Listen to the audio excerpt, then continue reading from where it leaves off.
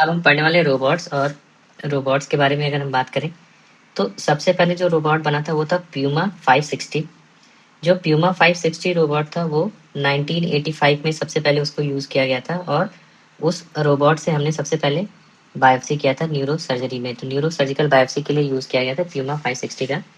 फिर एफडीए ने जो था सबसे पहले जो रोबोट अप्रूव किया था वो 2000। तो ईयर जो 2000 था उसमें एफडीए ने दा विंची रोबोट सिस्टम को अप्रूव किया था, जिसको बनाता है इंट्यूटिव सर्जिकल्स।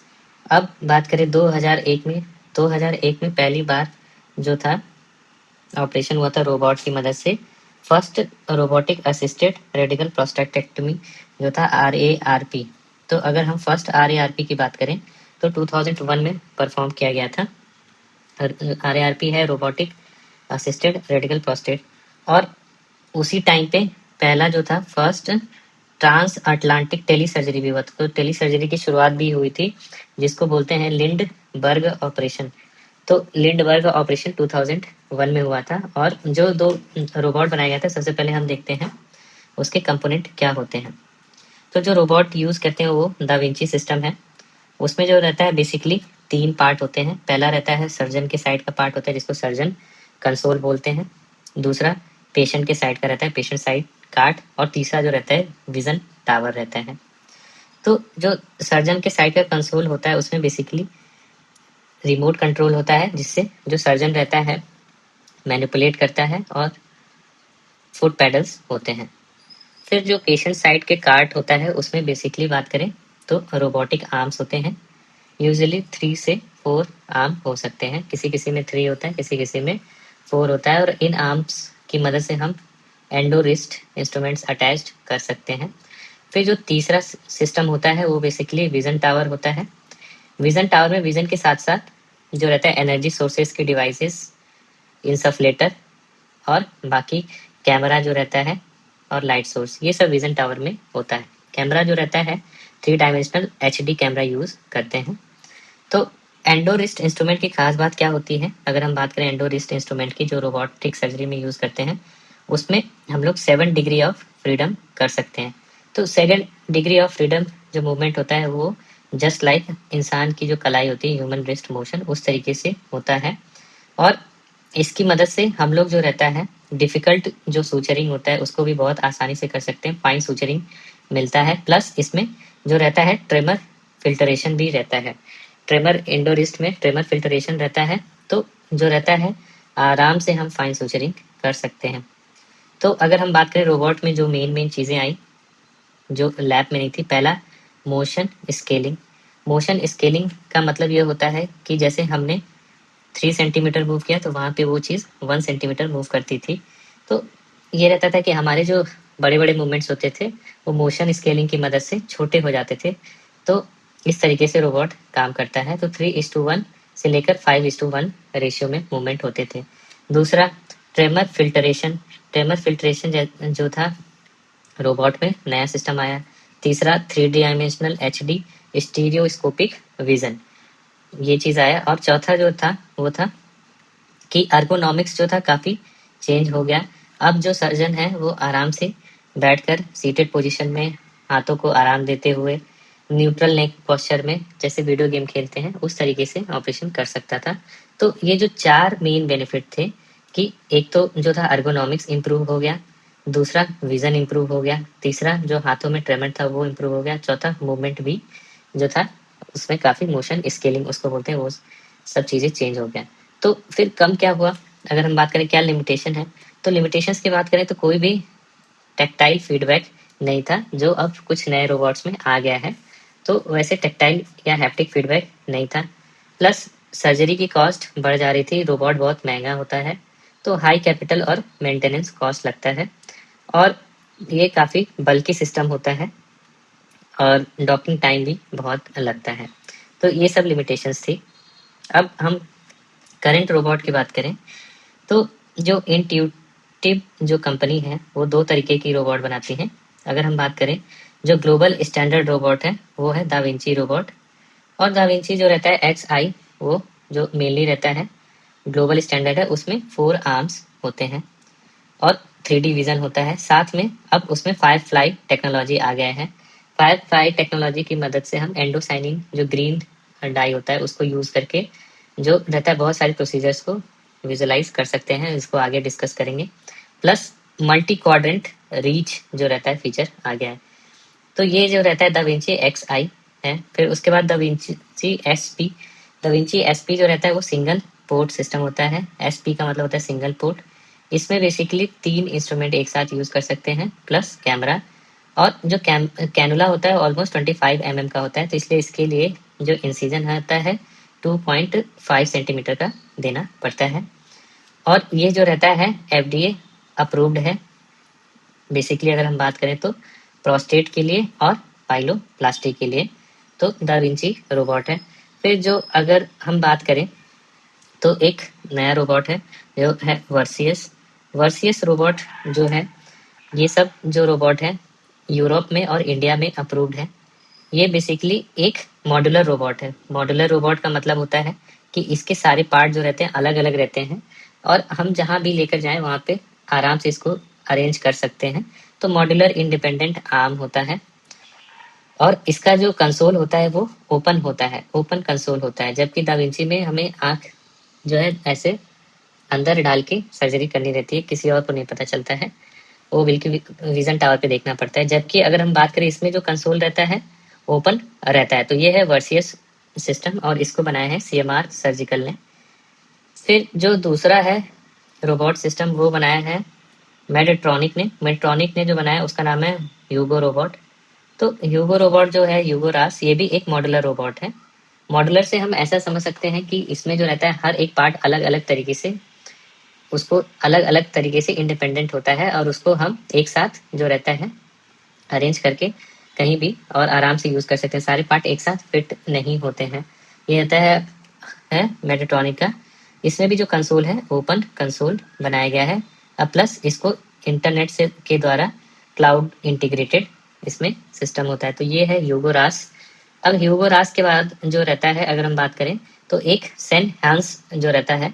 सेन हांस जो रोबोट है वो एडवांस रोबोट है क्योंकि इसमें हैप्टिक फीडबैक है।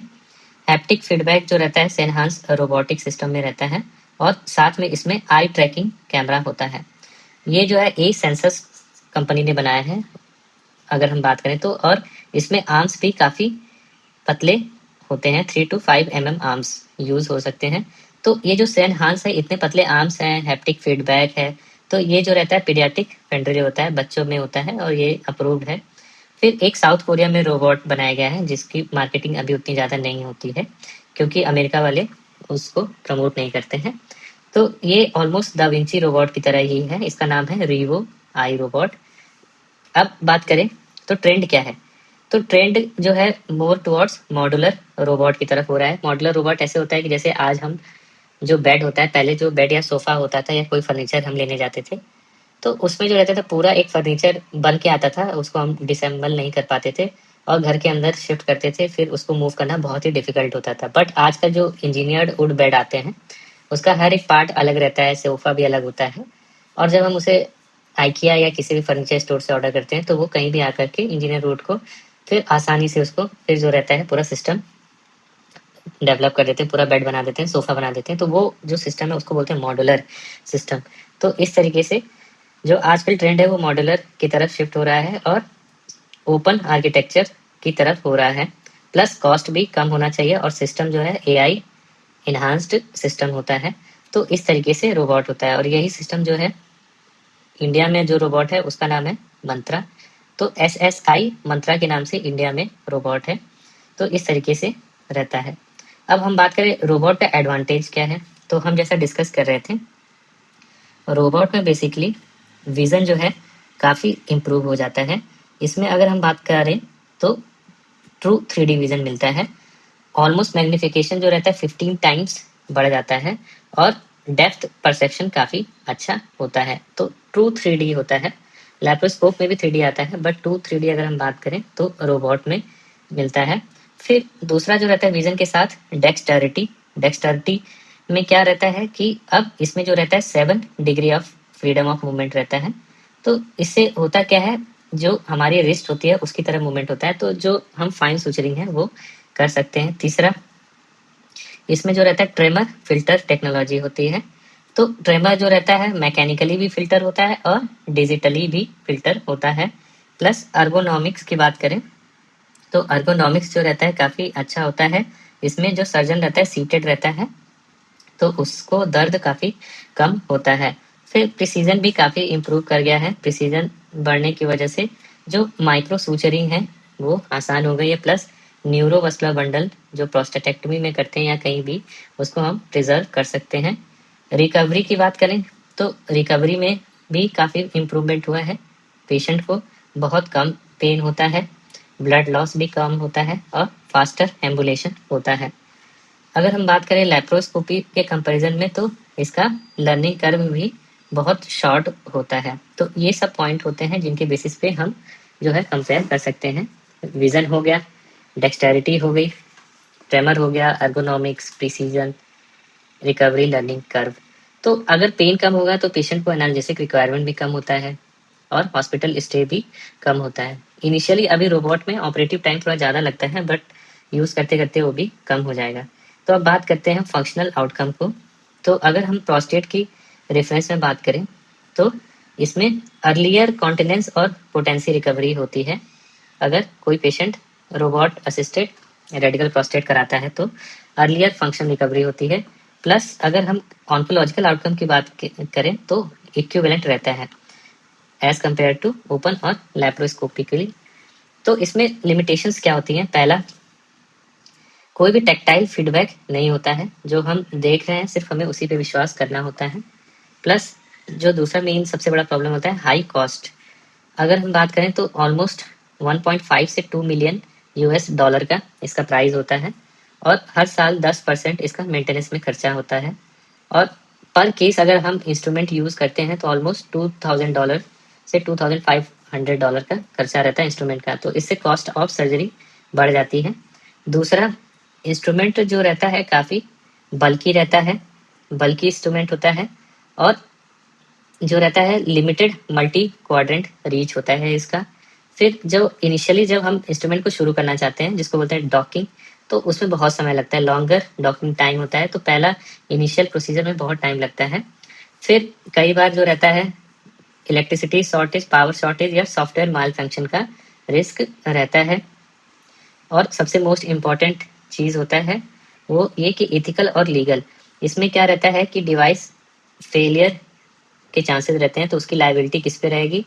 और पेशेंट का कंसेंट की कॉम्प्लेक्सिटी भी बहुत बड़ा फैक्टर है।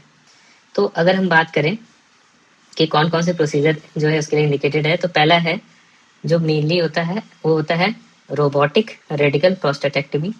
रोबोटिक अगर हम प्रोस्टेट करते हैं तो इसमें बेनिफिट ये होता है कि जो न्यूरोवस्कुलर बंडल होती हैं वो बेटर विजुलाइज होती हैं और अर्ली कॉन्टिनेंस और पोटेंसी होता है।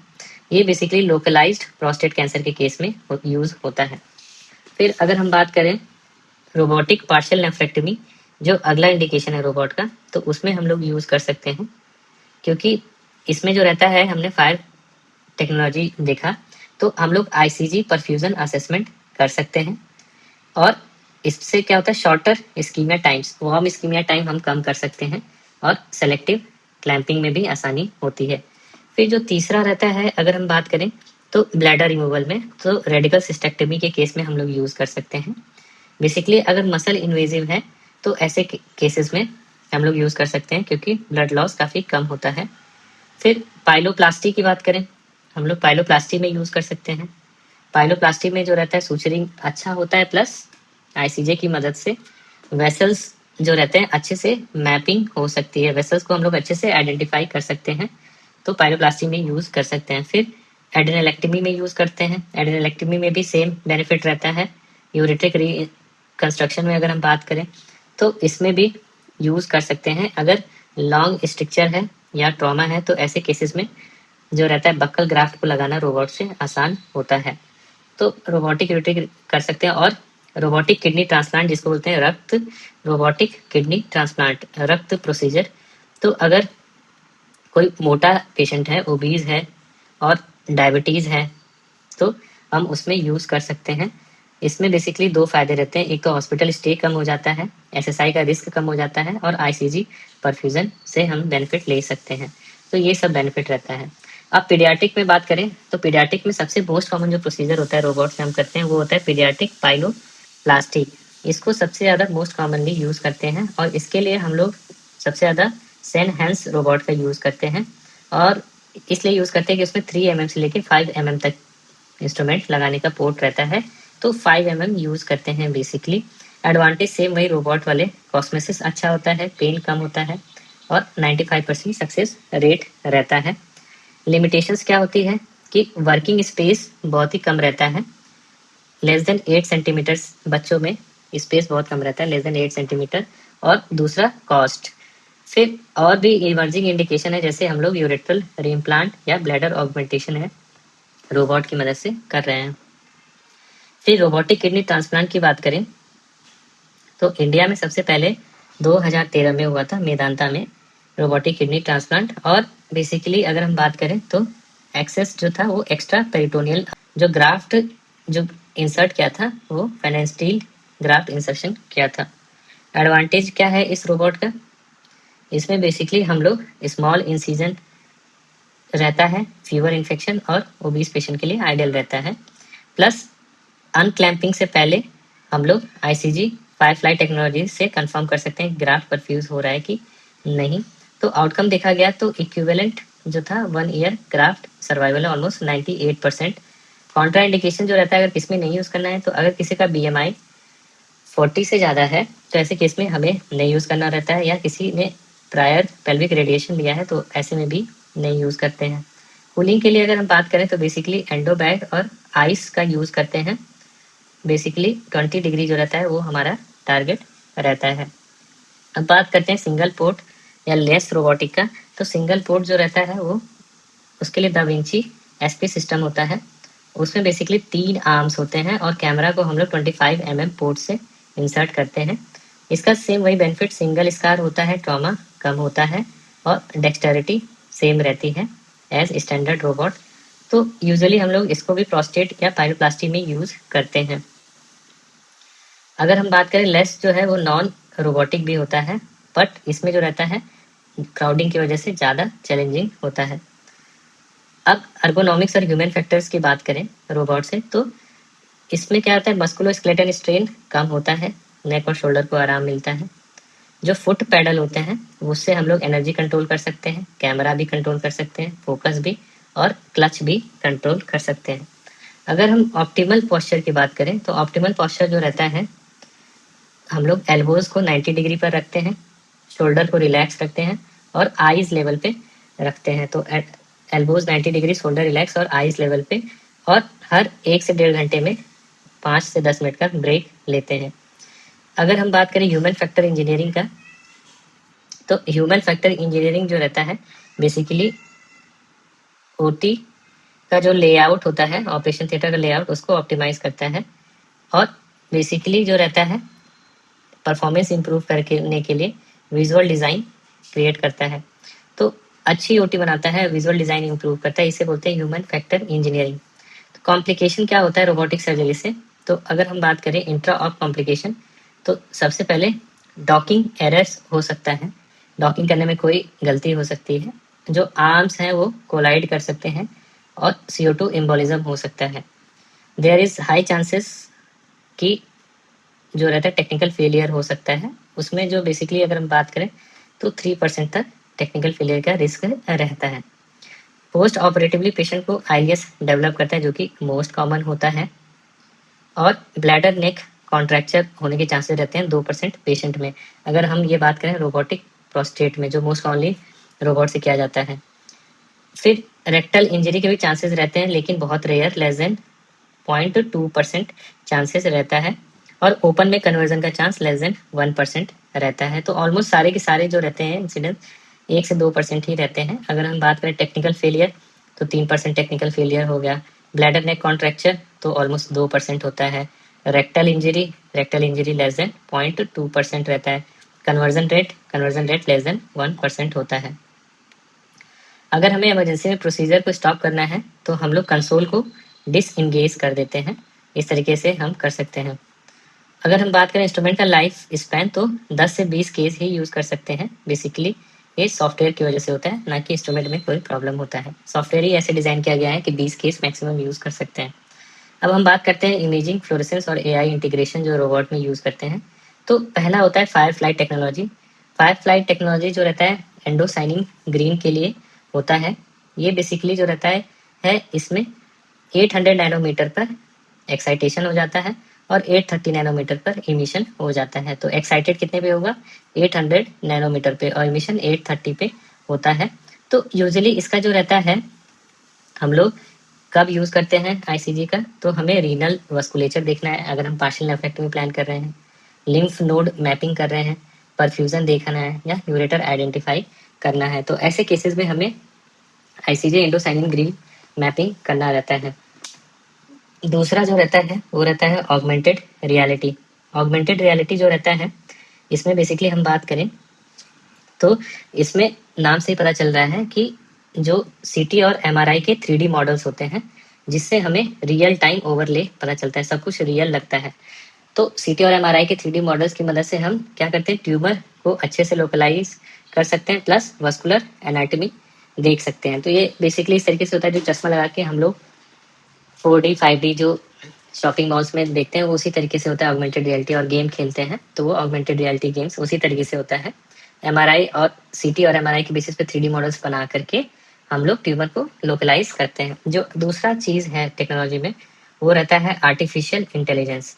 आर्टिफिशियल इंटेलिजेंस जो रहता है, उसकी मदद से हम लोग ट्रेनिंग दे सकते हैं। कैसे? वो स्किल को एनालाइज करता है, स्किल एनालिसिस। उसमें कई सारे सॉफ्टवेयर होंगे, वो डिफाइन कर सकता है कि आपका स्किल कितना डेवलप किया है। फिर वो सेफ्टी जोन को हाईलाइट कर सकता है कि ये जोन सेफ है या अनसेफ है, और एनाटॉमी को भी बता सकता है, एनाटॉमी सेगमेंटेशन कर सकता है। फिर एक चीज जो रहता है वो रहता है ऑगमेंटेड इंटेलिजेंस। ऑगमेंटेड इंटेलिजेंस का मतलब होता है कि अगर आपको कोई कंफ्यूजन है तो उस समय ये जो रहता है आपको ऑगमेंट कर सकता है कि ये यूरेटर है कि नहीं, ब्लड वेसल है कि नहीं। तो ये जो रहता है ये रियल टाइम में हेल्प करता है। और ये बेसिकली अगर हम बात करें तो सिर्फ हेल्प करता है, ये ऑटोनॉमी नहीं होता है। इसको बोलते हैं ऑगमेंटेड इंटेलिजेंस। फिर जो अगला चीज होता है वो होता है 3D printing and digital twins. तो इसमें क्या रहता है कि हम लोग जो पेशेंट रहता है उसके स्पेसिफिक मॉडल्स बना लेते हैं, और उस पे जो रहता है हम पार्शियल नेफ्रेक्टमी या कॉम्प्लेक्स रिकंस्ट्रक्शन कर कर देखते हैं। तो इससे क्या होता है, प्री ऑपरेटिव प्लानिंग कर सकते हैं हम लोग कि हमने 3D मॉडल पहले बना लिया और फिर उसमें से ट्यूमर निकाल कर देख लिया कि कैसे निकालना है, कैसे अप्रोच करना है। इसको बोलते हैं 3D printing and digital twins. तो इससे हम लोग बेसिकली प्री ऑपरेटिव प्लानिंग कर सकते हैं। अब बात करें ट्रेनिंग, क्रेडेंशियल और सिमुलेशन से रिलेटेड क्या क्या होता है, तो एक नया करिकुलम है जिसको बोलते हैं ई रश। तो ई रश जो रहता है बेसिकली अमेरिकन और यूरोपियन का करिकुलम है, यूरोलॉजी एसोसिएशन। इसमें बेसिकली जो रहता है, सबसे पहले सिमुलेशन पे प्रैक्टिस कराते हैं। सिमुलेशन पे प्रैक्टिस कराने के बाद फिर ड्राई लैब पे प्रैक्टिस करते हैं। ड्राई लैब के बाद कैडेवर पे प्रैक्टिस करते हैं, और फिर उसके बाद अंडर सुपरविजन जो रहता है मेनली केस में वॉश होते हैं। तो केस में एटलीस्ट जो रहता है इंडिपेंडेंस के लिए मिनिमम 50 केसेस करना रहता है। तो इसको बोलते हैं ई रस केस। तो ये ईरस एकेडमिक प्रोग्राम है, पहले सिमुलेशन करेंगे, फिर ड्राई लैब में जाएंगे, फिर कैडेवर पे करेंगे, फिर लाइव पे करेंगे, अब अंडर असिस्टेंट।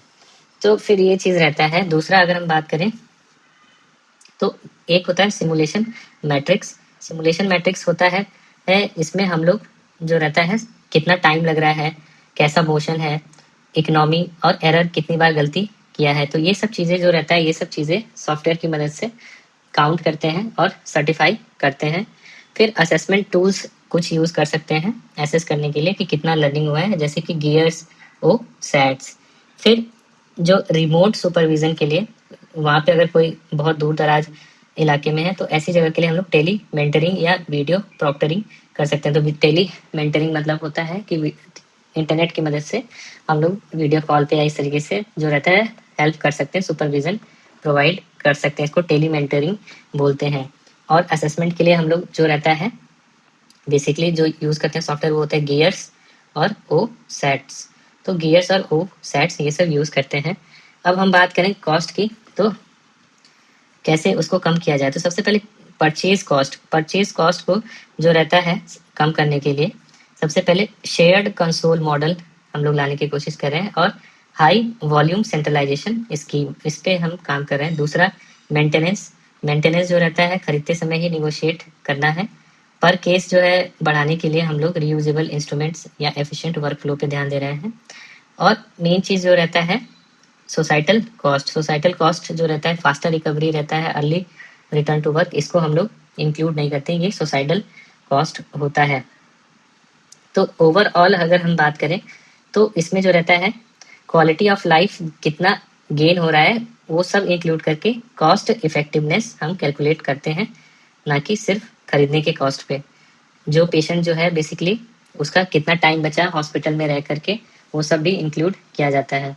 फिर अब इथिकल चीज़ें की बात करें तो अगर हम जब भी रोबोटिक सर्जरी कर रहे हैं तो उसमें हम इन्फॉर्म्ड कंसेंट लेते हैं और इन्फॉर्म्ड कंसेंट में कुछ चीज़ें ध्यान देना होता है। पहला कि हमें पेशेंट को बताना होगा कि देयर इज चांसेस कि आपका प्रोसीजर को ओपन में कन्वर्ट करना पड़ सकता है।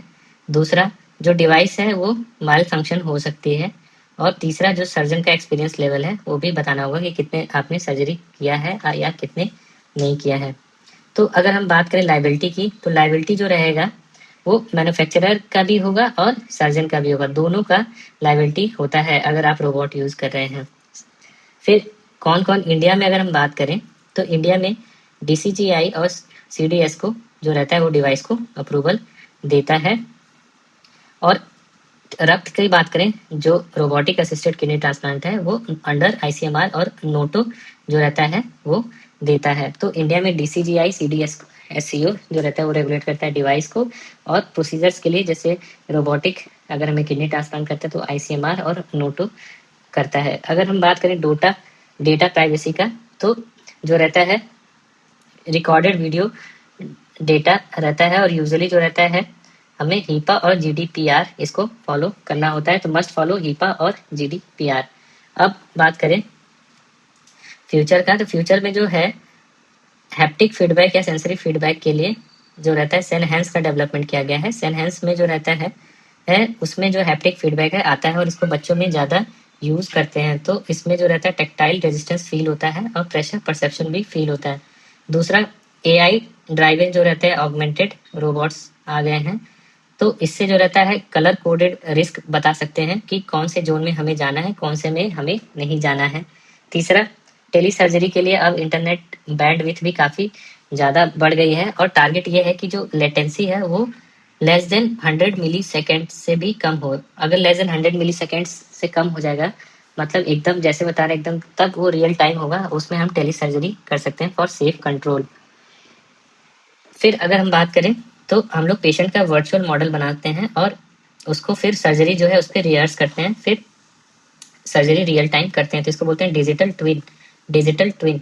फिर उसके बाद इन्वायरमेंटल सस्टेनेबिलिटी, इसमें होता है कि इन्वायरमेंटल सस्टेनेबिलिटी का मतलब होता है कि हम लोग का गोल है कि रीयूजेबल इंस्ट्रूमेंट बनाएं और कार्बन न्यूट्रल ऑपरेटिव रूम होना चाहिए और जितने भी वेस्ट हैं उसको सिंगल यूज वेस्ट जो रहता है वो रिप्लेस करके हम रीयूजेबल में चेंज करें। तो अभी जो है एक बार जो चीज़ होता है यूज़ करते हैं जिसकी वजह से वो काफ़ी सारा वेस्ट हो जाता है, तो हम उसको रीयूजेबल इंस्ट्रूमेंट से रिप्लेस करना चाह रहे हैं।